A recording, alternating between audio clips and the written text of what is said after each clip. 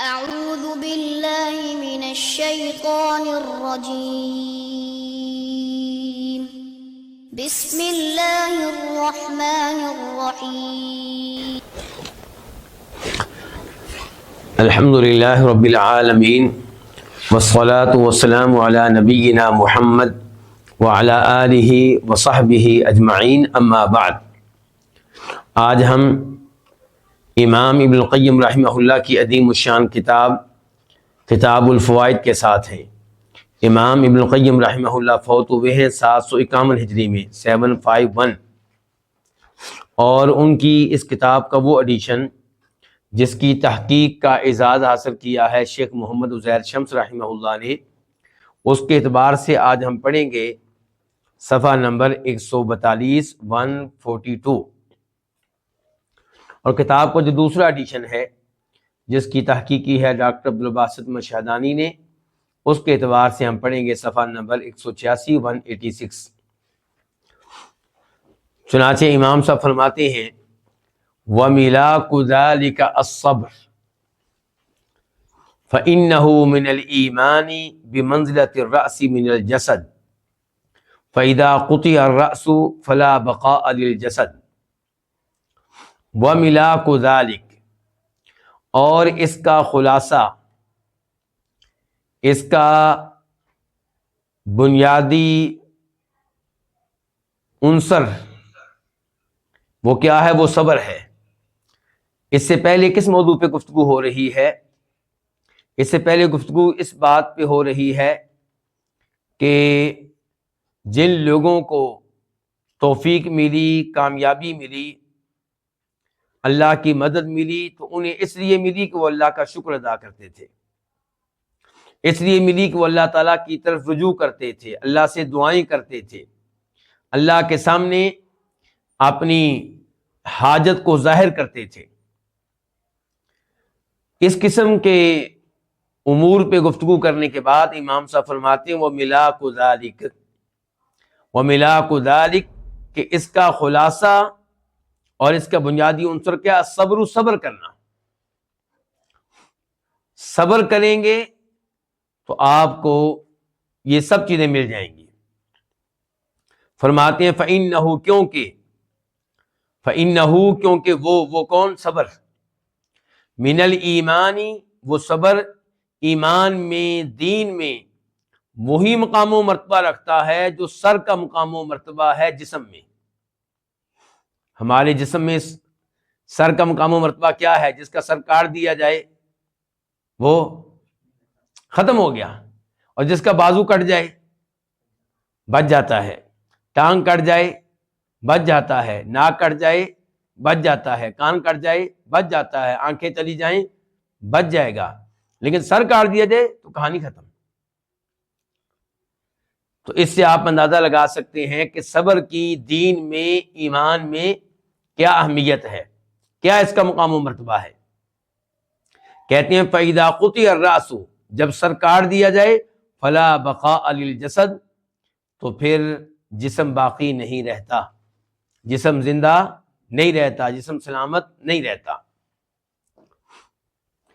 خود امام صاحب اس عبارت کی وضاحت کرتے ہوئے اپنی ایک اور کتاب عدۃ الصابرین میں فرماتے ہیں کہ الصبر يدخل في كل باب، صبر جو ہے وہ دین کے ہر شعبے میں داخل ہوتا ہے، ہر باب میں داخل ہوتا ہے، بل فی کل مسئلۃ من مسائل الدین، بلکہ صبر کا تعلق دین کے ایک ایک مسئلے سے ہے۔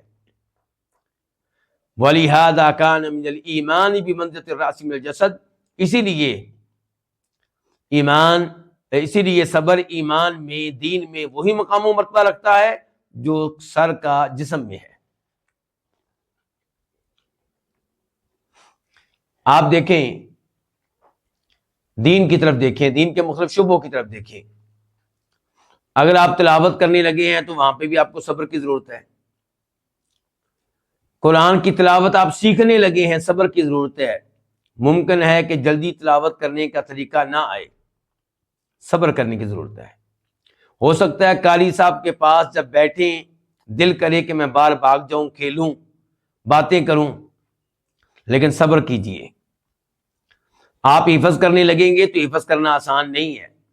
حفظ کرتے ہوئے 30 پاروں میں کئی مرتبہ وہ مقام آئے گا کہ شیطان آپ کے ذہن میں بات ڈالے گا. مشکل کام ہے.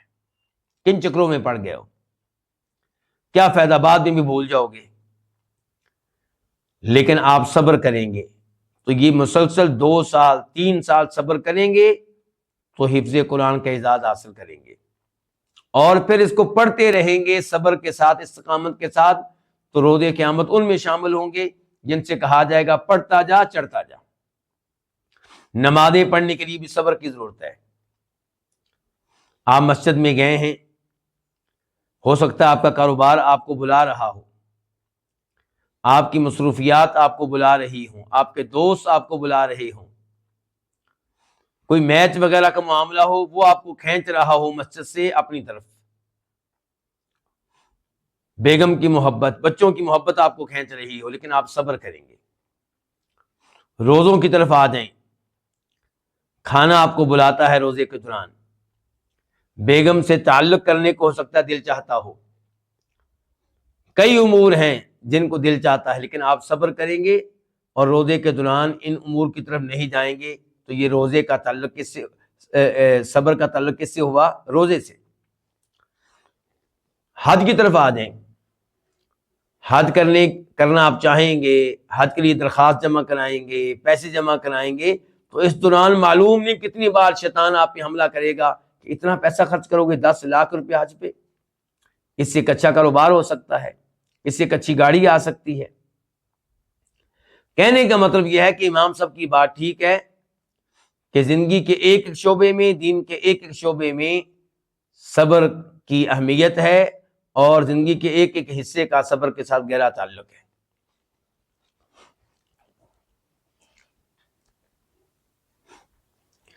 اب یہاں پہ آپ کو یہ بتانا چاہوں گا کہ یہ الفاظ امام صاحب نے کسی سے لیے ہیں، یہ امام صاحب کے اپنے الفاظ نہیں ہیں.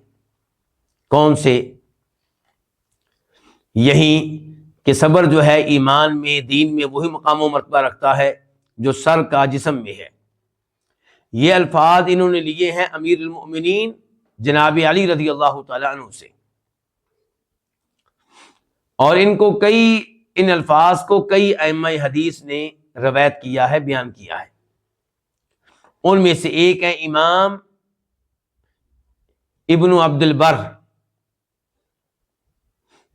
ان کی کتاب ہے جامع بیان العلم و فضلہ، علم اور علم کی فضیلت پہ. وہاں پہ اس کا نمبر ہے، اس قول کا، اس روایت کا 547، 547. شیخ البانی رحمہ اللہ نے اس کو ضعیف قرار دیا ہے، لیکن ساتھ ہی کہا ہے کہ اس کی کئی سندیں ہیں. اسی لیے شیخ البانی کے شاگرد شیخ مشہور حسن سلمان نے اس کو حسن قرار دیا ہے.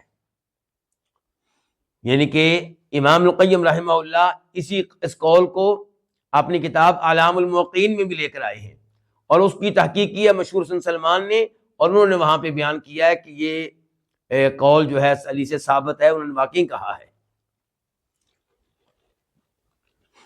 تو جب ہمیں پتہ چلا کہ یہ قول جناب علی کا ہے تو ہمارے دلوں میں اس قول کی اہمیت مزید بڑھ گئی، اور پتہ چلا کہ صبر کی کیا اہمیت ہے دین میں، ایمان میں.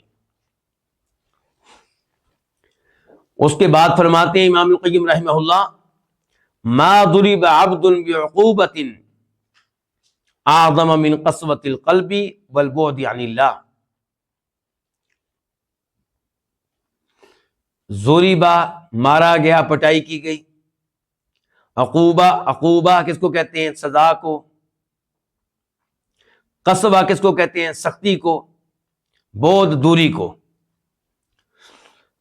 امام صاحب یہاں پہ کہنا یہ چاہتے ہیں کہ انسان کو اس کے گناہوں کی جتنی بھی سزائیں ملتی ہیں ان میں سے سب سے بڑی سزا یہ ہے کہ اس کا دل سخت ہو جائے اور اللہ سے دور ہو جائے.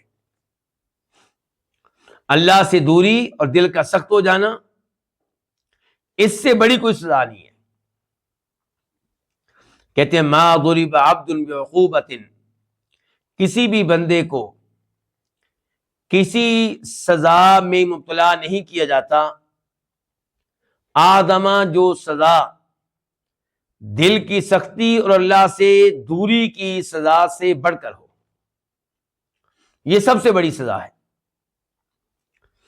کہ انسان اپنے خالق سے دور ہو جائے اور انسان کا دل سخت ہو جائے، اس پہ اثر انداز نہ ہو اللہ کا کلام قرآن، اس پہ اثر انداز نہ ہو نبی علیہ الصلوۃ والسلام کی احادیث، اس پہ اثر انداز نہ ہو جہنم کے بارے میں آنے والی آیات اور احادیث، تو اس سے بڑی بدبختی کیا ہوگی، اس سے بڑی سزا کیا ہوگی. تو اس لیے انسان کو کوشش کرنی چاہیے کہ اپنے دل کو نرم کرے.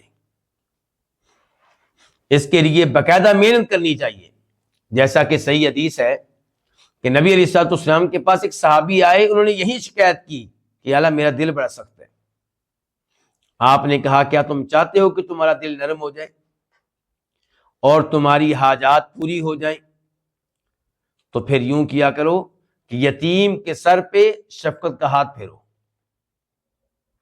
اور اس کو اپنے ساتھ بٹھا کر کھانا کھلاؤ. یہ کام کرو گے تمہارا دل بھی نرم ہو جائے گا اور تمہاری خواہشات اور حاجات بھی پوری ہو جائیں گی.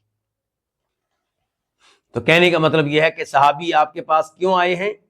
یہ شکایت کرنے کے لیے کہ میرا دل سخت ہے. اچھا اب آپ کہیں گے کہ میرا تو دل سخت نہیں ہے، اوروں کا سخت ہے. یا آپ سوچوں میں پڑے ہوئے ہوں گے کہ میرا شمار کن میں ہوتا ہے، کیا ان میں ہوتا ہے کہ جن کے دل سخت ہیں یا ان میں ہوتا ہے جن کے دل نرم ہیں؟ تو علماء کرام نے اس کی چند علامات اور نشانیاں بتائی ہیں. مثال کے طور پہ اگر آپ اللہ کے ذکر سے غافل رہتے ہیں، اس کا مطلب یہ ہے کہ آپ کا دل سخت ہے. اگر آپ اللہ کے کلام سے متاثر نہیں ہوتے، اللہ کا کلام پڑھا جائے تو آپ پہ اپنا اثر نہیں ڈالتا، اور اگر آپ اللہ سے شرماتے نہیں ہیں گناہ کرتے ہوئے، اگر آپ ڈرتے نہیں اللہ سے گناہ کرتے ہوئے، اگر آپ کو گناہ کرتے ہوئے کسی قسم کی ٹینشن نہیں ہوتی، اس کا مطلب کیا کہ آپ کا دل سخت ہے. یہ چند نشانیاں ہیں، ان سے آپ اندازہ لگا لیں کہ آپ کن میں سے ہیں. مسلمان تو وہ ہے کہ جس سے گناہ سرزد ہو جائے تو اسے یوں لگتا ہے کہ جیسے میں کسی پہاڑ کے نیچے ہوں اور پہاڑ میرے اوپر ابھی گرنے والا ہے. ایسے وہ ڈر رہا ہوتا ہے، کانپ رہا ہوتا ہے کہ کہیں ابھی اللہ کا عذاب میرے اوپر نازل نہ ہو جائے. اور کافر کے بارے میں کیا بتایا گیا ہے کہ وہ گناہ کی ٹینشن لینے میں ایسے ہی ہے جیسے کسی انسان کی ناک پہ، چہرے پہ مکھی بیٹھے اور اس کو اڑا دے. کیا وہ مکھی کی ٹینشن لے گا؟ مکھی آئی اڑا دیا، کہانی ختم ہوئی. تو کافر گناہ کرتا ہے تو اس کی صورتحال یہی ہوتی ہے، اور مسلمان گناہ کرتا ہے تو اس کی ٹینشن لیتا ہے. آپ لوگوں کو وہ حدیث یاد ہوگی کہ نبی علیہ الصلوۃ والسلام کے پاس صحابی آئے رمضان کے مہینے میں، کہنے لگے اللہ کے رسول میں تباہ ہو گیا، برباد ہو گیا. آپ نے کہا کیا ہوا میرے صحابی؟ فرمایا رمضان میں دن کے ٹائم بیگم سے جمع کر بیٹھا ہوں. تو الفاظ کیا کہیں، میں تباہ ہو گیا. گناہ کی ٹینشن لی ہے کہ نہیں لی؟ کتنی گناہ کی ٹینشن لی ہے؟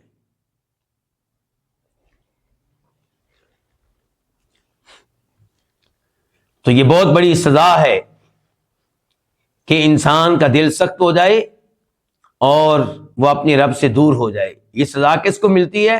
جو گناہ کرتا ہے. یہ گناہوں کا نتیجہ ہوتا ہے کہ آپ کا دل سخت ہو گیا. امام صاحب کہتے ہیں خلقت النار لإذابۃ القلوب القاسیہ، جہنم کی آگ کو پیدا کیا گیا ہے سخت دلوں کو پگھلانے کے لیے. یعنی کہ جن کے دل سخت ہیں ان کا انجام کیا ہے؟ جہنم کی آگ. کیونکہ دل سخت ہو گیا تو آپ اللہ سے غافل، نمازوں سے غافل، عبادات سے غافل، رب سے کوئی ڈر نہیں، رب سے کوئی حیا نہیں. پھر آپ مخلوق پہ بھی ظلم کریں گے تو پھر انجام کیا ہوگا؟ جہنم کی آگ. تو کہتے ہیں جہنم کی آگ پیدا کی گئی لإذابۃ القلوب القاسیہ، سخت دلوں کو پگھلانے کے لیے. اذابہ پگھلانا.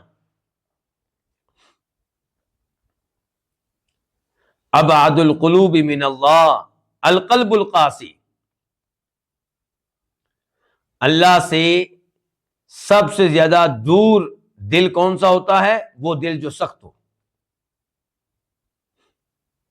جو دل سخت ہوگا وہ سب سے بڑھ کر اللہ سے دور ہوگا.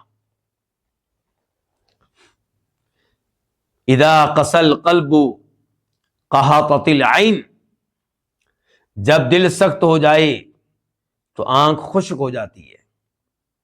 کیا مطلب؟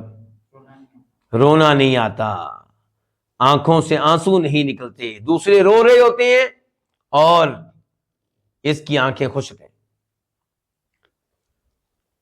یہاں پہ اس حدیث کو ذہن میں لے کر آئیں جس میں آتا ہے کہ 7 طرح کے لوگ ہیں جن کو اللہ تعالیٰ روز قیامت اپنے عرش کے سائے میں جگہ دیں گے جب اللہ کے سائے کے علاوہ کوئی سایہ نہیں ہوگا.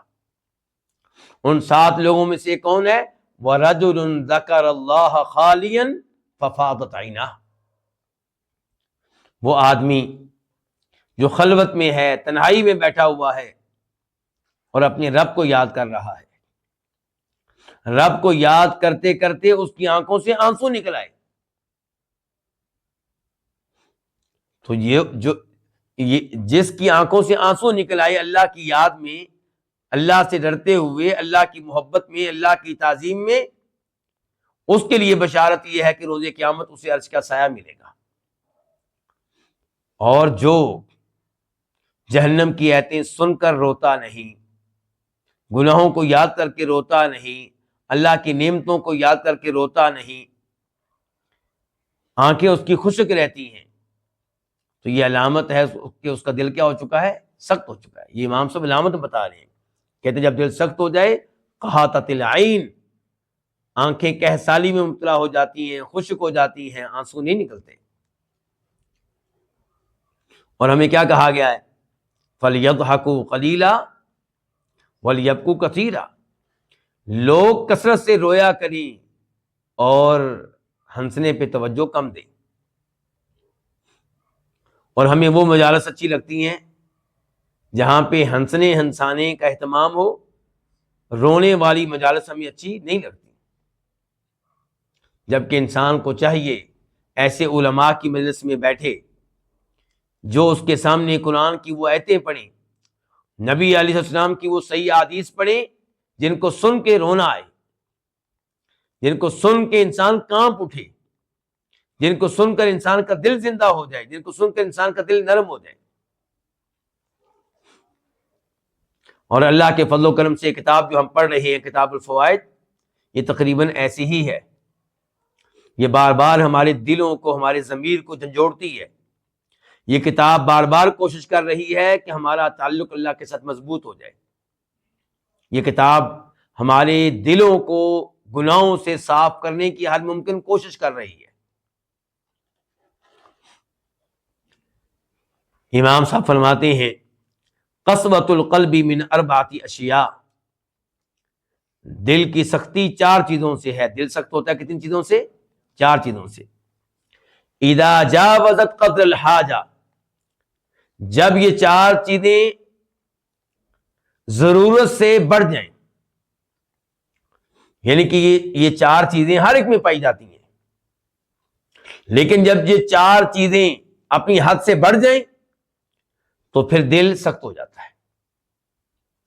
اگر آپ چاہتے ہیں کہ آپ کا دل سخت نہ ہو، نرم رہے، تو ان 4 چیزوں کا زیادہ اہتمام نہ کریں. ان 4 چیزوں سے فائدہ اٹھائیں نارمل انداز میں. وہ 4 چیزیں کیا ہیں؟ الاکل، کھانا کھانا. صبح و شام کھانے میں لگے ہوئے ہیں، تو زیادہ کھانا کھانا سے انسان کا دل سخت ہو جاتا ہے. نبی علیہ الصلوۃ والسلام صحابہ کرام کو دیکھ لیں کھانے کے معاملے میں کیسے تھے. آپ علیہ السلام کی تعلیمات کیا ہیں کہ اپنے معدے کے کتنے حصے بنانے ہیں؟ 3 حصے. ایک حصے میں کھانا داخل کریں اور ایک حصہ پانی کے لیے اور ایک حصہ خالی رہے سانس وغیرہ لینے کے لیے.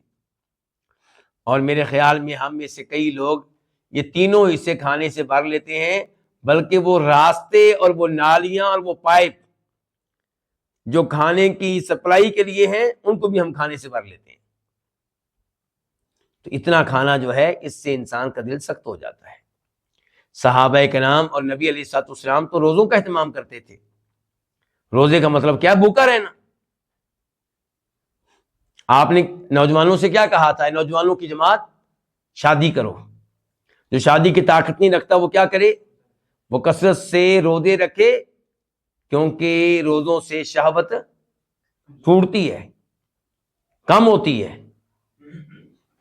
اس کا مطلب یہ ہے کہ روزے رکھیں گے، شہوت ٹوٹ جائے گی، گناہوں سے بچے رہیں گے. اور پھر جو کثرت سے کھاتے ہیں وہ کئی دفعہ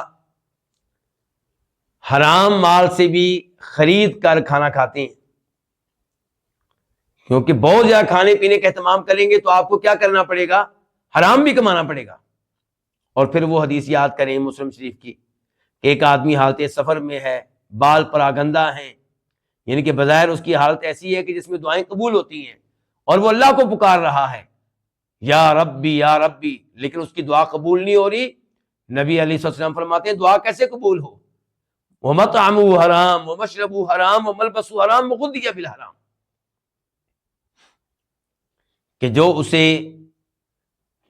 جو کھانا کھاتا ہے وہ حرام سے کمایا ہوا، حرام مال سے حاصل کیا ہوا.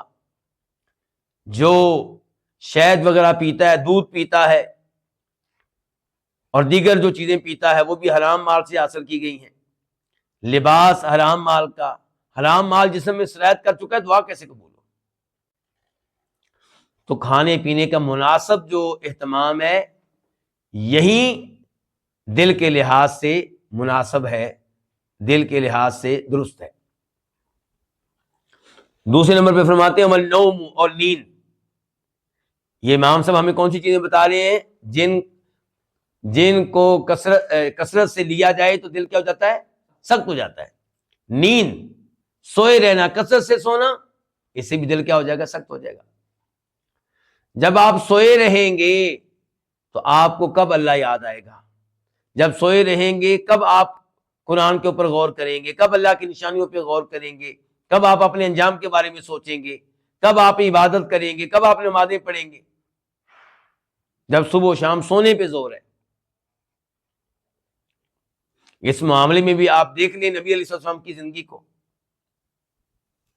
رات کے ٹائم آپ تہجد پڑھتے ہیں، کبھی رات کے پہلے حصے میں، کبھی درمیانے حصے میں، کبھی آخری حصے میں، اور اتنی لمبی تہجد پڑھتے ہیں کہ آپ کے پاؤں مبارک سوج جایا کرتے تھے. اور جب رمضان کا آخری عشرہ آتا تو عبادت کے لیے لنگوٹ کس لیا کرتے تھے، راتوں کو بھی جاگتے تھے اللہ کی عبادت کے لیے. والکلام، تیسرے نمبر پہ کثرت سے گفتگو کی جائے لوگوں کے ساتھ تو اس سے بھی دل سخت ہو جاتا ہے. شریعت کہتی ہے من صمت نجا، جو خاموش رہے گا وہ محفوظ رہے گا، کیونکہ آپ جتنی باتیں کریں گے اتنی زیادہ بات پرس کا خطرہ ہے، روز قیامت سوال کا خطرہ ہے. ما یلفظ من قول الا لدیہ رقیب عتید، آپ کے منہ سے جو بھی الفاظ نکلتے ہیں ایک فرشتہ ہے جو تیار ہے لکھنے کے لیے، وہ نوٹ کرتا ہے. تو گفتگو مناسب کی جائے. زیادہ گفتگو انسان کے دل کو کیا کر دیتی ہے؟ سخت کر دیتی ہے. والمخالطہ، مخالطہ کا مطلب ہوتا ہے مل جل کر رہنا، دوستوں کے ساتھ ملنا جلنا، فیملی کے ساتھ، والدین کے ساتھ، رشتہ داروں کے ساتھ، پڑوسیوں کے ساتھ. اسلام اس کی مخالفت نہیں کرتا، بلکہ مجھے یہاں پہ وہ حدیث آپ کے سامنے رکھنی ہے جس میں فرماتے ہیں نبی علیہ الصلوۃ والسلام کہ وہ مسلمان جو لوگوں کے ساتھ مل جل کر رہتا ہے اور لوگ اس کو تکلیفیں دیتے ہیں، پریشان کرتے ہیں تو ان تکلیفوں پہ صبر کرتا ہے، یہ اس مسلمان سے بہتر ہے جو لوگوں کے ساتھ مل جل کر نہیں رہتا اور ان کی طرف سے آنے والی تکلیفوں پہ صبر نہیں کرتا. ترمذی شریف کی حدیث ہے 507 شیخ البانی رحمہ اللہ نے اس کو صحیح قرار دیا ہے. تو اس کا مطلب یہ ہے کہ شریعت چاہتی ہے کہ آپ دیگر لوگوں کے ساتھ مل جل کر رہیں. مل جل کر رہنے کے کیا فوائد ہیں؟ آپ ان کی برائیاں دیکھیں گے تو ان کو سمجھائیں گے، ان کو نصیحت کریں گے، ان کو خیر کی ترغیب دیں گے، تلاوت کرنے کی ترغیب دیں گے، اللہ کا ذکر کرنے کی ترغیب دیں گے، اور وہ آپ کو پریشان کریں گے، تنگ کریں گے، آپ صبر کریں گے، آپ کے گناہ جڑیں گے، آپ اس صبر کی وجہ سے اللہ کے قریب ہوں گے. لیکن حد سے زیادہ مجالس کا، تقریبات کا اہتمام کرنا، دوستوں کی مجالس میں صبح و شام رہنا، کبھی خلوت اختیار نہ کرنا، وہ خلوت، وہ تنہائی جس میں آپ اللہ سے سرگوشی کر سکیں، اللہ سے باتیں کر سکیں، اللہ سے گناہوں کی معافی مانگ سکیں، اللہ سے اپنا ایک خاص تعلق قائم کر سکیں. یہ جو ہے یہ کوئی اچھی بات نہیں ہے کہ آپ اللہ تعالیٰ کے لیے علیحدگی اختیار نہ کریں. تو اس لیے کہہ رہے ہیں کہ حد سے زیادہ لوگوں کے ساتھ میل جول، اس سے بھی انسان کیا ہو جاتا ہے؟ سخت ہو جاتا ہے. الا یہ کہ آپ کی مجالس ان لوگوں کی مجالس ہو جو آپ کو سمجھانے والے ہوں، آپ کو نصیحت کرنے والے ہوں، آپ کو قرآن پڑھانے والے ہوں، آپ کو تفسیر پڑھانے والے ہوں، حدیث پڑھانے والے ہوں. ان کی مجالس میں اگر آپ رہتے ہیں تو انشاءاللہ خیر ہی خیر ہے.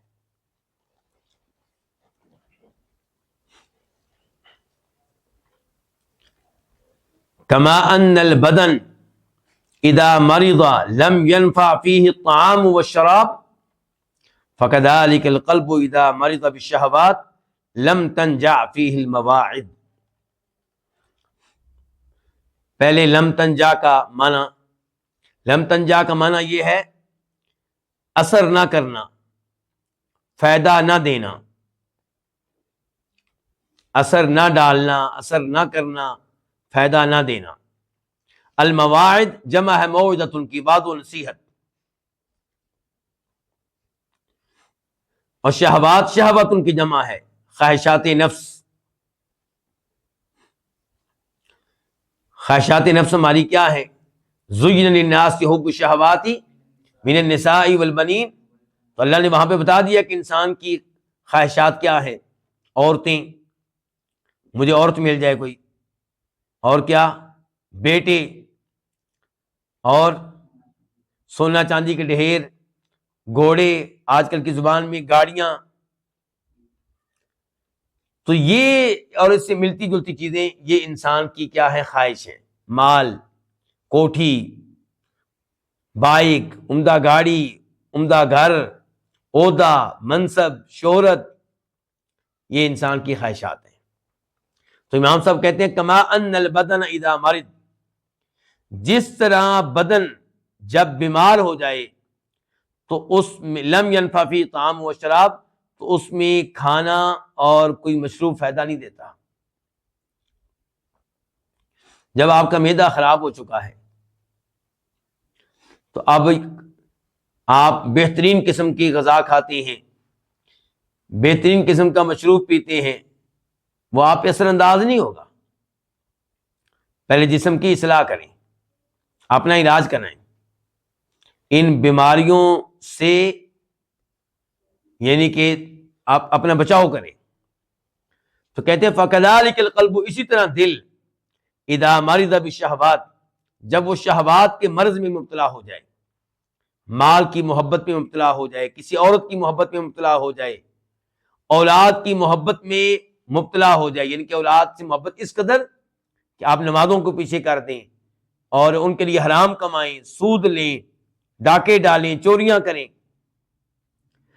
تو اسی طرح دل اذا مرض بالشہوات، جب وہ شہوات کے مرض میں مبتلا ہو جائے، خواہشات نفس کے مرض میں مبتلا ہو جائے، لم تنجع فیہ المواعظ، تو وعد و نصیحت کے کلمات اس پہ اثر نہیں کرتے، اس میں فائدہ نہیں دیتے. یعنی کہ آپ جب تک شہوات کے مرض میں مبتلا ہیں، علماء کے خطبے اور دیگر وعظ و نصیحت کے الفاظ آپ پہ وہ اثر نہیں ڈال سکیں گے جو ڈالنا چاہیے. اس کا مطلب یہ ہے کہ اپنے دل کو ان چیزوں کی محبت کے مرض سے نکالیں. ٹھیک ہے مناسب انداز میں محبت رہتی ہے دنیا کی، مال کی، وائف کی، بچوں کی، وہ ممنوع نہیں ہے، شریعت اس کو ممنوع قرار نہیں دیتی، لیکن اس حد تک محبت ان چیزوں کی کہ آپ ان کی وجہ سے حرام امور کا ارتکاب کریں، شریعت کی خلاف ورزیاں کریں، رب کو ناراض کریں، فرائض و واجبات کو بھول جائیں. یہ وہ چیز ہے جو خطرناک ہے، یہ بیماری ہے. اور سادہ جو محبت ہے ان چیزوں کی وہ تو نارمل چیز ہے، وہ تو خود اللہ نے رکھی ہے.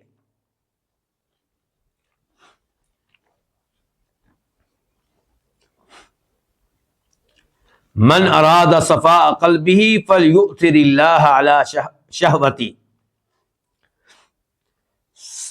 جو اپنے دل کی صفائی چاہتا ہے، صفائی کس سے؟ گناہوں سے. جو اپنے دل کی صفائی چاہتا ہے گناہوں سے دل صاف ہو جائیں اور خواہشات نفس سے بھی دل پاک صاف ہو جائیں. فلیؤثر اللہ، اس کو چاہیے کہ اللہ کو ترجیح دے اعلی شہوتی، اپنی شہوت پہ، اپنی پسندیدہ چیز پہ. جس چیز کی محبت میں اور عشق میں مبتلا ہے اس پہ اللہ کو ترجیح دے، تب دل صاف ہوگا. اگر کسی لڑکی کی محبت آپ پہ اس قدر غالب آ چکی کہ آپ گناہ کا ارتکاب کر رہے ہیں، اس سے ناجائز گفتگو کر رہے ہیں اور اس کی وجہ سے گناہوں میں مبتلا ہو رہے ہیں، تو پھر دل صاف نہیں ہوگا. دل کو صاف کرنا چاہتے ہیں تو اللہ کو ترجیح دیں اس چیز پہ جس کی محبت میں اور عشق میں آپ کا دل مبتلا ہے.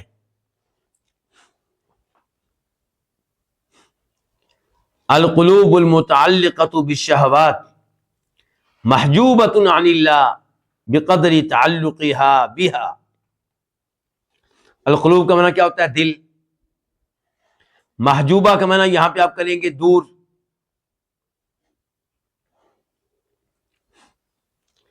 تو امام صاحب کہہ رہے ہیں القلوب المتعلقہ بالشہوات، وہ دل جو خواہشات نفس میں ڈوبے ہوئے ہوں، جو خواہشات نفس کے عشق میں مبتلا ہوں.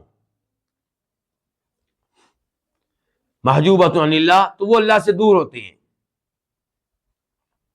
جو دل دنیا کی محبت میں اور عشق میں مبتلا ہوں، کسی عورت کی محبت میں مبتلا ہوں، اس قسم کا مسئلہ ہو، محجوبۃ عن اللہ، وہ دل اللہ سے دور ہوتے ہیں. کتنے دور ہوتے ہیں؟ بقدر تعلقها بها، ان دلوں کے تعلقها کی ضمیر دلوں کی طرف جا رہی ہے، ان دلوں کے بہا، شہوات کی طرف ضمیر جاری بہا کی، ان دلوں کے ان دلی خواہشات کے ساتھ تعلق رکھنے کی مقدار کے برابر. یعنی کہ آپ کا جتنا عشق مال کے ساتھ زیادہ ہوگا اسی قدر زیادہ آپ اللہ سے دور ہوں گے. جس کا عشق اور تعلق مال کے ساتھ مناسب ہوگا وہ اللہ سے کم دور ہوگا، اور جو ان چیزوں کی محبت میں ڈوب جائے تو وہ اللہ سے بہت دور نکل جائے گا. اس لیے اللہ تعالیٰ فرماتے ہیں نا یا ایھا الذین آمنوا لا تلہکم اموالکم ولا اولادکم عن ذکر اللہ. اے ایمان والو، تمہیں تمہارے مال اور تمہاری اولادیں اللہ کے ذکر سے غافل نہ کر دیں. اچھا، مال کیا ہے؟ شہوت. اولاد کیا ہے؟ شہوت. کیا صحابہ کرام مال نہیں کماتے تھے؟ بالکل کماتے تھے. اولاد نہیں لیتے تھے؟ بالکل لیتے تھے. لیکن کیا وہ مال اور اولاد کی وجہ سے اللہ تعالیٰ کو پیچھے کر دیتے تھے؟ نہیں، ایسا نہیں تھا. بلکہ وہ اس مال کو بھی اللہ کو راضی کرنے کے لیے استعمال کرتے تھے، بلکہ وہ اس اولاد کو بھی اللہ کی محبت پانے کے لیے استعمال کرتے تھے. تو مسئلہ تب پیدا ہوتا ہے، معاملہ تب خراب ہوتا ہے جب آپ ناجائز طریقے سے مال کمائیں یا جائز طریقے سے کمائیں، لیکن مال سے محبت اس قدر ہو کہ آپ فرائض و واجبات بھول جائیں، 5 وقت کی نمازوں کو بھول جائیں، رمضان کے روزوں کو بھول جائیں، فرض حج کو بھول جائیں، اور حرام اور ممنوع امور کا ارتکاب کریں، آپ سود کمائیں، آپ چوریاں کریں، آپ ڈاکے ڈالیں، بہنوں کا جو وراثت میں حصہ اس پہ قبضہ کر لیں، پڑوسیوں کی زمین پہ قبضہ کرنے کی کوشش کریں، تو پھر کام خراب ہوتا ہے، پھر انسان اللہ سے دور ہو جاتا ہے۔ القلوب آنیۃ اللہ فی ارضہ، دل اللہ کے برتن ہیں اللہ کی زمین پہ۔ دل کیا ہے؟ اللہ تعالیٰ کے برتن ہیں اللہ کی زمین پہ۔ فَأَحَبُّهَا إِلَيْهِ، ان دلوں میں سے جو دل اللہ کو زیادہ محبوب ہیں وہ کون سے؟ أَرَقُّهَا، جو ان میں سے زیادہ رقیق اور زیادہ نرم ہیں۔ زیادہ رقیق زیادہ نرم کس کے لیے؟ اپنے بھائیوں کے لیے۔ زیادہ نرم کس کے لیے؟ شرعی علم لینے کے لیے۔ وَأَصْلَبُهَا، اور جو ان میں سے زیادہ سخت ہیں کس لحاظ سے؟ دین پہ جمے رہنے کے لحاظ سے، توحید پہ قائم رہنے کے لحاظ سے۔ وَأَصْفَاهَا، اور جو ان میں سے زیادہ پاک اور صاف ہیں کس سے؟ گناہوں سے۔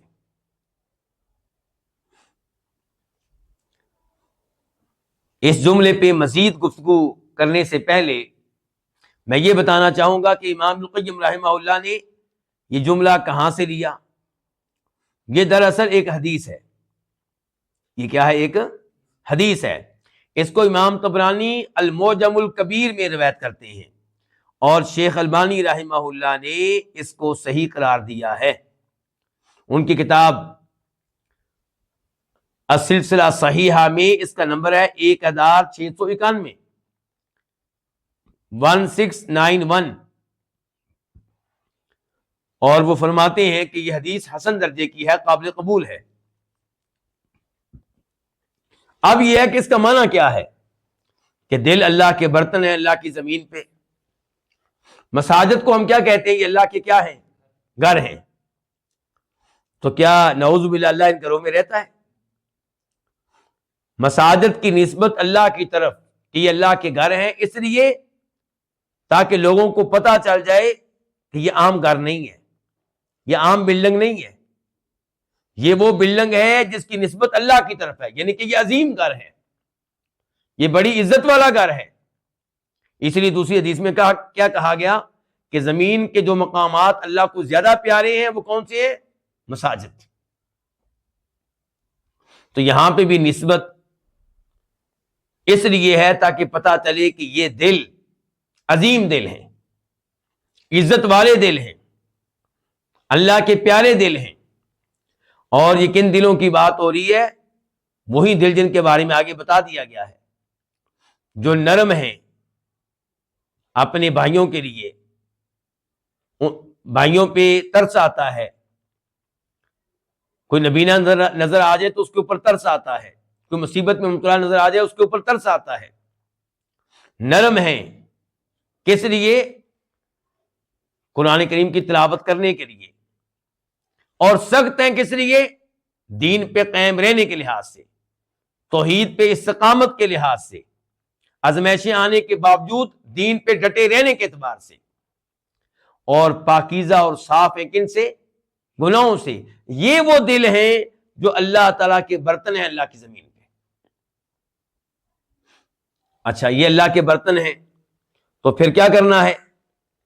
اللہ کے برتنوں کو بھر دو۔ برتن کو بھرا جاتا ہے نا کسی نہ کسی چیز سے، ان کو بھر دو کس سے؟ قرآن کی تلاوت سے۔ ان دلوں کو بھر دو کس سے؟ اللہ کے ڈر سے۔ ان دلوں کو بھر دو کس سے؟ اللہ کی محبت سے۔ ان دلوں کو بھر دو کس سے؟ اللہ کی تعظیم سے۔ اور اللہ سے دعائیں بھی کرو کہ یا اللہ ہمارے دلوں کو بھرنا اور اس میں داخل کرنا کیا چیزیں؟ اپنا ڈر داخل کرنا، اپنی محبت داخل کرنا، اس میں قرآن داخل کرنا، اس میں اپنے نبی کی احادیث کو داخل کرنا۔ تو اب اس جملے کا ترجمہ سنیں تو مجھے امید ہے کہ انشاءاللہ معاملہ واضح ہو جائے گا کہ القلوب آنیۃ اللہ فی ارضہ، دل اللہ کے برتن ہیں اللہ کی زمین پہ. فَأَحَبُّهَا إِلَيْهِ، الیہ سے مراد الی اللہ. تو اللہ تعالیٰ کے ہاں ان دلوں میں سے زیادہ محبوب دل کون سے ہیں؟ ارقها، جو ان میں سے زیادہ رقیق، زیادہ نرم ہیں. کن کے لیے؟ اپنے بھائیوں کے لیے. وَأَصْلَبُهَا، جو ان میں سے زیادہ سخت ہیں. کس لحاظ سے؟ یعنی کہ توحید پہ قائم رہنے کے لحاظ سے، دین پہ عمل کرنے کے لحاظ سے. وَأَصْفَاهَا، اور جو ان میں سے زیادہ پاک اور صاف ہیں. کس چیز سے؟ گناہوں سے. امام صاحب فرماتے ہیں شغلوا قلوبہم بالدنیا، ان لوگوں نے اپنے دلوں کو مشغول کر لیا. کس کے ساتھ؟ دنیا کے ساتھ. اپنے دلوں کو آباد کر لیا. کس کے ساتھ؟ دنیا کے ساتھ. وَلَوْ شَغَلُوهَا بِاللَّهِ وَالدَّارِ الْآخِرَةِ، اور اگر وہ اپنے دلوں کو مشغول کرتے اللہ کے ساتھ اور اخروی گھر کے ساتھ، لَجَالَتْ فِي مَعَانِي كَلَامِهِ، تو یقیناً یہ دل اللہ کے کلام کے معنی و مفہوم میں گھومتے، ان میں ڈوب جاتے. وَآيَاتِ الْمَشْهُودَةِ، اور اللہ تعالیٰ کی نظر آنے والی نشانیوں میں ڈوب جاتے. کیا مطلب جی؟ ایک تو یہ ہے کہ اللہ کی نشانیاں دو طرح کی ہوتی ہیں. ایک اللہ تعالیٰ کی نشانیاں کیا ہیں؟ قرآن کریم کی آیتیں، یہ اللہ تعالیٰ کی شرعی نشانیاں ہیں. اور ایک ہے اللہ تعالیٰ کی کونی نشانیاں، کائنات. سورج اللہ کی کیا ہے؟ نشانی ہے. چاند اللہ کی کیا ہے؟ نشانی ہے. ان کن چیزوں کو دیکھ کے پتہ چلتا ہے کہ اللہ تعالیٰ موجود ہے، ان چیزوں کا کوئی خالق ہے. اور یہ بھی پتہ چلتا ہے کہ وہ ایک ہی ہے، کیونکہ زیادہ ہوتے تو آسمان و زمین کا نظام چل نہ پاتا. سورج و چاند کامیابی کے ساتھ اتنی صدیوں سے چل نہ رہے ہوتے.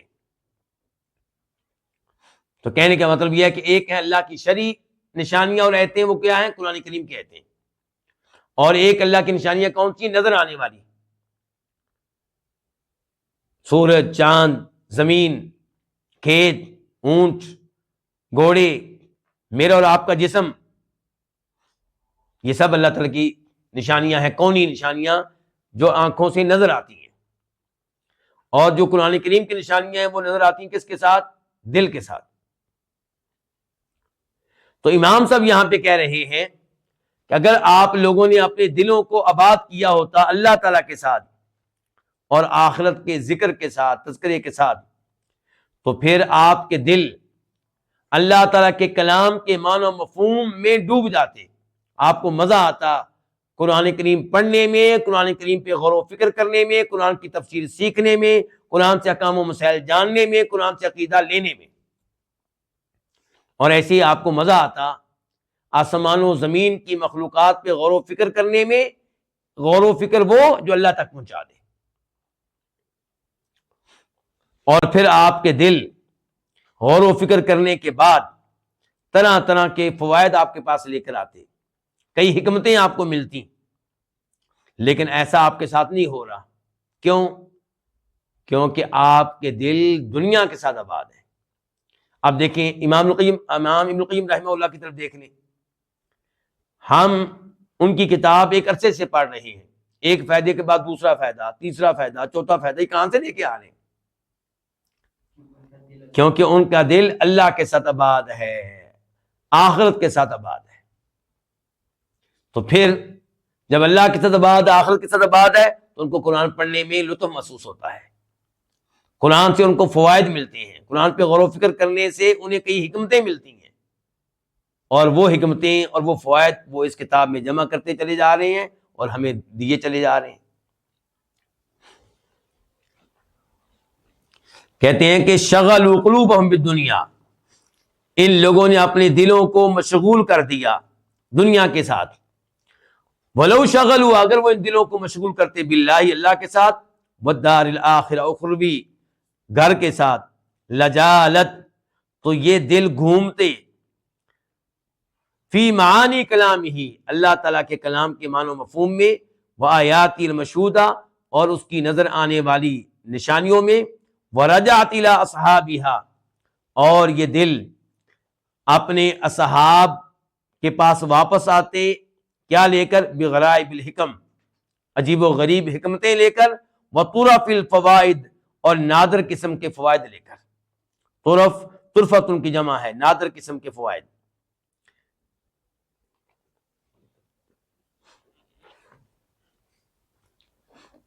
امام صاحب فرماتے ہیں اذا غذی القلب بالتذکر وسقی بالتفکر ونقی من الدغل رأى العجائب والہم الحکمہ،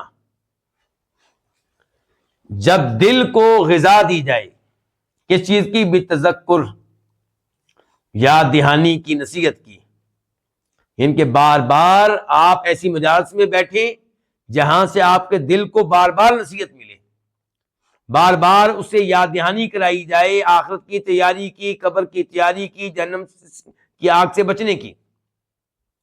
یہ غذا دل کو مسلسل ملتی رہے، یہ غذا دل کو مسلسل ملتی رہے۔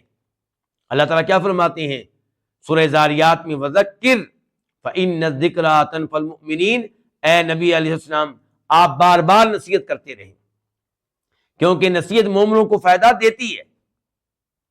اس کا مطلب ہے کہ بار بار نصیحتیں سننی چاہیے، بار بار درس قرآن میں بیٹھنا چاہیے، بار بار درس حدیث میں بیٹھنا چاہیے، بار بار قرآن کی تفسیر پڑھنی چاہیے۔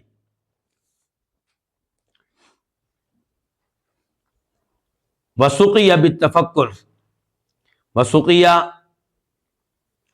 اور اس کو پلایا جائے، پانی دیا جائے، کس کو؟ دل کو۔ کون سا پانی؟ تفکر کا، غور و فکر کرنے کا۔ گویا کہ امام صاحب نے ہمارے دل کو کیا بنا دیا؟ ایک کھیتی۔ کیا بنا دیا؟ ایک کھیتی۔ کہتے ہیں کہ یہ دل جو ہے اس کو غذا دی جائے، کس کی؟ نصیحت کی۔ یہ کھانا اس کو بار بار دیا جائے، یہ خوراک اس کو بار بار دی جائے، اور اس کو پانی دیا جائے تفکر کا، غور و فکر کرنے کا۔ غور و فکر کس میں؟ اللہ تعالیٰ کے ناموں میں۔ غور و فکر کس میں؟ اللہ کی صفات میں۔ غور و فکر کس میں؟ اللہ تعالیٰ کی نشانیوں میں جو نظر آتی ہیں۔ غور و فکر کس میں؟ اللہ تعالیٰ کے کلام میں۔ تو جب یہ پانی دیا جائے، وَنُقِّيَ مِنَ الدَّغَلِ، اور اس کو صاف رکھا جائے، من الدغلی، کس سے؟ کینے وغیرہ سے، عیوب سے، خرابیوں سے، فاسد کرنے والے امور سے۔ کیونکہ کھیتی میں آپ کیا کرتے ہیں؟ بیج ڈالتے ہیں اور پھر اس کو پانی دیتے ہیں، اور پھر اس کے بعد جب فصل اگنے لگتی ہے تو آپ اس کو دور رکھتے ہیں، کس سے؟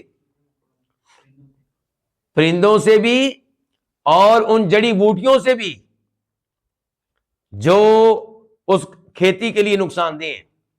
آپ نے دیکھا نہیں کسان روز جاتا ہے، کبھی وہ کیا دے رہا ہے؟ پانی، کبھی کھاد ڈال رہا ہے، اور کبھی وہاں سے گھاس پھوس کو کاٹ رہا ہوتا ہے، پودوں کو کاٹ رہا ہوتا ہے، یہ میری اصل کھیتی کو نقصان پہنچائیں گے۔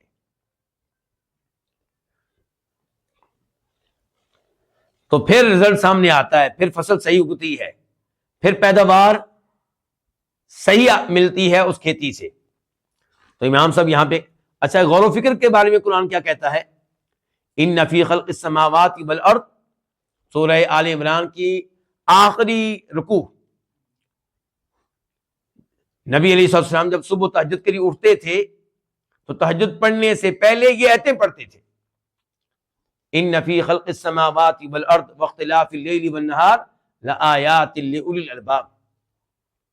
آسمان و زمین کی تخلیق میں، پیدائش میں، دن اور رات کے آنے جانے میں، کبھی دن آ رہا ہے کبھی رات، کبھی دن کبھی رات، ان امور میں نشانیاں ہیں بڑی بڑی، لیکن یہ نشانیاں ملتی کن کو ہیں؟ عقل مندوں کو۔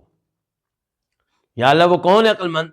الذین یذکرون اللہ قیاما وقعودا وعلی جنوبہم، جو اللہ کا ذکر کرتے ہیں، اللہ کو یاد کرتے ہیں، کھڑے ہوں تب بھی، بیٹھے ہوں تب بھی، لیٹے ہوں تب بھی۔ وَيَتَفَكَّرُونَ فِي خَلْقِ السَّمَاوَاتِ وَالْأَرْضِ، اور غور و فکر کرتے ہیں آسمان و زمین کی پیدائش میں، کیسے اللہ نے آسمان پیدا کر رکھا ہے بغیر ستون کے، صدیوں سے کہیں میں گرتا بھی نہیں ہے، انسان پہنچ بھی نہیں سکا اس تک، زمین ہے کہ اس کا کنارہ نہیں ملتا، جدھر نکل جائیں ختم ہونے کا نام نہیں لیتی، اور دیکھیں نیچے پانی ہے پھر بھی پانی کے اندر داخل ہو کے ختم نہیں ہوتی، بلکہ نیچے پانی اور اس مٹی کے اوپر 120 منزلہ بلڈنگیں کھڑی ہیں۔ تو جو عقل مند ہے اللہ تعالیٰ کہتے ہیں وہ غور و فکر کرتے ہیں کہ ان چیزوں کو کوئی نہ کوئی پیدا کرنے والا ہے، اور وہ ایک ہی ہے، اگر دو ہوتے تو یہ سسٹم اتنا کامیاب نہ ہوتا، تباہ و برباد ہو جاتا۔ اور پھر یہ بھی سوچتے ہیں، غور و فکر کرتے ہیں کہ یہ کام اس نے بلا وجہ نہیں کیا۔ ربنا ما خلقت ھذا باطلا، یا اللہ تو نے یہ چیزیں فضول پیدا نہیں کی، ان کے پیچھے کوئی حکمت ہے۔ یہ عقیدہ غلط ہے کہ جو مر گیا مٹی ہو گیا کہانی ختم ہوگی، نہیں، حساب ہوگا، جنت جہنم کے فیصلے ہوں گے، اچھے اعمال کرنے والوں کو انعامات ملیں گے، جنت ملے گی، برے اعمال کرنے والوں کو سزا ملے گی۔ سبحانک، یا اللہ تو پاک ہے، تو پاک ہے اس سے کہ انسانوں کو تو نے فضول پیدا کر دیا ہو، کھیل تماشے کے طور پہ پیدا کر دیا ہو۔ فقنا عذاب النار، اس لیے ہمیں جہنم کی آگ سے محفوظ رکھنا۔ یہ غور و فکر اللہ تعالیٰ کہتے ہیں وفی انفسکم افلا تبصرون وفی الارض آیات للموقنین وفی انفسکم افلا تبصرون، زمین میں کئی نشانیاں ہیں، لیکن ان نشانیوں پہ غور کون کرتا ہے، سبق کون حاصل کرتا ہے؟ جسے یقین ہو۔ فرمایا ایسی نشانیاں تمہارے جسم میں موجود ہیں، فی انفسکم افلا تبصرون، تم دیکھتے نہیں ہو؟ ہمارا ایک عضو اس کے اوپر غور کریں تو اللہ کی قدرت کی نشانی ہے۔ آنکھوں کے سسٹم پہ غور کر لیں، کانوں پہ غور کر لیں، یہ ہاتھ جو حرکت کر رہے ہیں میرے اس وقت، ان پہ غور کر لیں، میری زبان یہ آواز نکال رہی ہے، کیسے نکل رہی ہے یہ آواز؟ یہ زمین کا ٹکڑا آواز کیسے نکال رہا ہے؟ اور آج ہم موبائل پہ حیران ہوتی ہیں کہ اچانک بولنا شروع کر دیتا ہے، اچانک گھنٹی بجنا شروع ہو جاتی ہے۔ بھئی کبھی زبان پہ بھی غور کر لینا، یہاں کون سا بٹن دبانا پڑتا ہے؟ سوچتے ہیں اور زبان بولنا شروع ہو جاتی ہے، جو سوچتے ہیں وہی کلمات نکلتے ہیں۔ واش روم میں بیٹھتے ہیں تو پیشاب نکلنا شروع ہو جاتا ہے، کوئی بٹن تو نہیں دبانا پڑتا؟ نہیں، ایسا کچھ نہیں کرنا، یہ سب اللہ کی قدرت کی عظیم نشانی ہے۔ تو اب ترجمہ پڑھیں، کہتے ہیں اذا غذی القلب بالتذکر، جب دل کو یاد دہانی اور نصیحت کی غذا دی جائے، وسقی بالتفکر، اور اسے غور و فکر کا پانی دیا جائے، ونقی من الدغل، اور اسے صاف رکھا جائے خراب کر دینے والے امور سے، فاسد کر دینے والے امور سے، تو العجائب، تو یہ دل عجیب و غریب چیزیں دیکھے گا۔ وَأُلْهِمَ الْحِکْمَةَ، اور اس دل میں حکمت ڈال دی جائے گی۔ اللہ تعالیٰ اس دل میں کیا ڈال دیں گے؟ حکمت کی باتیں ڈال دیں گے۔ پھر ایسے شخص کی زبان سے حکیمانہ باتیں نکلتی ہیں، ایسی باتیں نکلتی ہیں جیسی باتیں ابن تیمیہ رحمہ اللہ کی زبان سے نکلا کرتی تھی، جیسی باتیں امام القیم رحمہ اللہ کی زبان سے نکلا کرتی تھی۔ کہتے ہیں لیس کل من تحلی بالمعرفۃ والحکمہ وانتحلها کان من اہلها۔ تحلی آراستہ ہوا، مزین ہوا، انتحلا، انتحلا کا معنی کیا ہے؟ اپنا لیا، اختیار کر لیا، اپنی نسبت کر دی۔ کہتے ہیں ہر وہ شخص، ہر وہ شخص من تحلی بالمعرفۃ والحکمہ، جو معرفت و حکمت کے ساتھ آراستہ و پیراستہ ہو جائے، وانتحلھا، اور اس معرفت و حکمت کو اپنا لے، کان من اہلیھا، وہ نہیں ہوتا من اہلیھا، حکمت والوں میں سے اور معرفت والوں میں سے.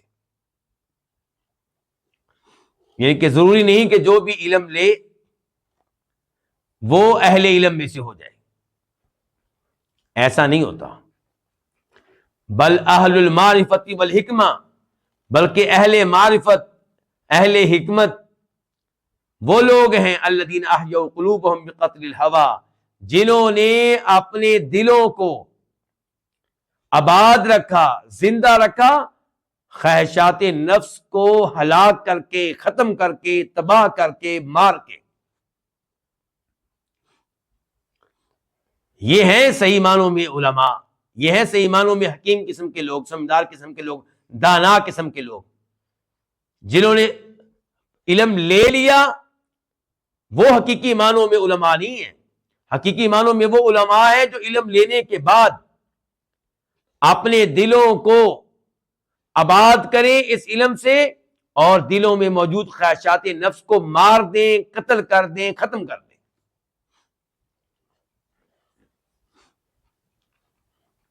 وَأَمَّا مَنْ قَتَلَ قَلْبَهُ، رہا وہ شخص جس نے اپنے دل کو قتل کر دیا، اپنے دل کو تباہ کر دیا. فَأَحْيَا الْهَوَى، اور خواہشات نفس کو زندہ رکھا. فَالْمَعْرِفَةُ وَالْحِكْمَةُ عَارِيَةٌ عَلَى لِسَانِهِ، تو معرفت و حکمت اس کی زبان پہ مصنوعی چیز ہے. عاریتن کا معنی کیا کر لیں؟ مصنوعی چیز، عارضی چیز، مستعار لی ہوئی چیز، ادھار لی ہوئی چیز. یعنی کہ گرچہ اس کے پاس علم ہے لیکن یہ عارضی چیز ہے. جب اس نے اپنے دل پہ اس علم کے اثرات نہیں چھوڑے، جب اس نے اپنے دل کو خواہشات نفس سے خالی نہیں کیا، تو ایسے شخص کی زبان پہ جو معرفت و حکمت کی باتیں یہ عارضی ہیں. ان میں پائیداری نہیں ہے، دوام نہیں ہے، ہمیشگی نہیں ہے، تسلسل نہیں ہے.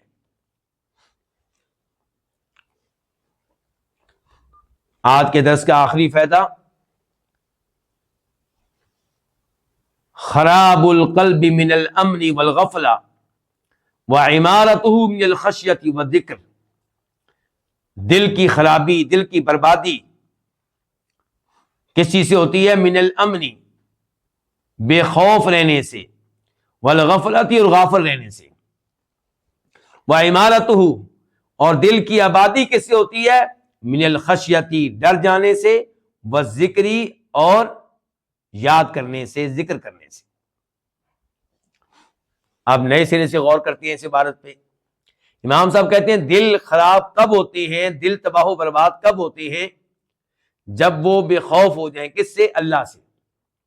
جب بے خوف ہو جائیں جہنم کی آگ سے، جب بے خوف ہو جائیں اللہ کے عذاب سے. انسان کو ہر وقت اللہ کی پکڑ سے ڈرتے رہنا چاہیے، اللہ کے عذاب سے ڈرتے رہنا چاہیے. تو جس کا دل ڈرنے والا ہوگا اس کا دل آباد رہے گا، اور جس کا دل بے خوف ہو جائے گا اس کا دل برباد ہو جائے گا. اللہ تعالیٰ فرماتے ہیں قرآن حکیم میں سورہ اعراف میں آیت نمبر 99 افامنوا مکر اللہ، کیا یہ لوگ اللہ کی خفیہ تدبیر سے بے خوف ہو گئے؟ ان کو ڈر نہیں لگتا اللہ کی خفیہ تدبیر سے؟ فلا یأمن مکر اللہ الا القوم الخاسرون، اللہ کی خفیہ تدبیر سے وہی بے خوف رہتے ہیں جو اپنے آپ کو خسارے میں ڈالنے والے ہوں. ورنہ انسان کو ہر وقت ڈرتے رہنا چاہیے کہ یہ جو میں گناہ کے اوپر گناہ کر رہا ہوں اور اللہ کی طرف سے پکڑ نہیں آ رہی بلکہ نعمتوں کے اوپر نعمتیں مل رہی ہیں، کہیں میری رسی ڈھیلی نہ کی جا رہی ہو، کہیں ایسا نہ ہو کہ اللہ مجھے اچانک پکڑ لے. تو ڈرنا چاہیے اس بات سے کہ میں گناہ کے اوپر گناہ کر رہا ہوں، فرائض و واجبات پہ عمل نہیں کرتا، نمازیں میں نہیں پڑھتا، روزے میں نہیں رکھتا، اور مال کی بارش میرے اوپر ہو رہی ہے. کیوں؟ یہ کہیں اللہ کی طرف سے کوئی عذاب نہ ہو، یہ مال ہی عذاب نہ ہو کہیں. والغفلہ، اور دل برباد ہوتا ہے جب وہ غافل ہو. کس سے؟ اللہ سے. غافل ہو کس سے؟ قرآن کی تلاوت سے، غافل ہو کس سے؟ فرائض و واجبات سے، غافل ہو کس سے؟ اللہ تعالیٰ کی یاد دہانی سے۔ تو دل کو غافل نہیں ہونا چاہیے۔ وَعِمَارَتُهُ مِنَ الْخَشْيَةِ، اور دل کی آبادی کس سے ہے؟ من الخشیہ، ڈرنے سے۔ کس سے ڈرے؟ انما یخشى اللہ من عباد العلماء، جو صحیح معنوں میں علم والے ہیں وہ اللہ سے ڈرتے ہیں، اور ان کے دل جو ہوتے ہیں وہ آباد ہوتے ہیں، زندہ ہوتے ہیں۔ تو دل زندہ ہوتا ہے، آباد رہتا ہے اللہ کے ڈر سے، وذکر، اللہ کے ذکر سے۔ اللہ تعالیٰ فرماتے ہیں قرآن حکیم میں، الا بذکر اللہ تطمئن القلوب، لوگوں دھیان سے بات سن لو، دلوں کو اطمینان ملتا ہے، دلوں کو زندگی ملتی ہے کس سے؟ اللہ کے ذکر سے۔ اور فرماتے ہیں نبی علیہ الصلوۃ والسلام، مثل الذی یذکر ربہ والذی لا یذکر ربہ مثل الحی والمیت، جو اپنے رب کا ذکر کرتا ہے، اپنے رب کو یاد رکھتا ہے، اور جو اپنے رب کو یاد نہیں کرتا، غافل رہتا ہے، ان دونوں کی مثال زندہ اور مردہ انسان کی ہے۔ جو اللہ کا ذکر کرتا ہے وہ زندہ انسان ہے، اس کا دل زندہ ہے، اس کا دل آباد ہے، اس کا دل صحیح کام کرتا ہے، اس کا دل حق کو حق دکھاتا ہے، باطل کو باطل دکھاتا ہے۔ اور جو اللہ کا ذکر نہیں کرتا، اللہ سے غافل رہتا ہے، اس کا دل مردہ ہے، اس کو گناہ محسوس نہیں ہوتے، گناہ کر لی ٹینشن نہیں ہوتی، اذان اس کو پریشان نہیں کرتی، اذان اس کو مسجد کی طرف کھینچتی نہیں ہے۔ اللہ رب العزت سے دعا کرتے ہیں کہ اللہ تعالی ہمارے دلوں کو زندہ رکھے، آباد رکھے۔ یا اللہ ہمیں معاف کر دے، ہمارے دلوں کو صاف کر دے گناہوں سے، اور ہمارے دلوں کو آباد کر دے اپنے کلام سے، اپنی خوف سے، اور اپنی عظمت سے، اپنی محبت سے۔ وصلی اللہ تعالی علی نبینا محمد وعلی آلہ وصحبہ اجمعین۔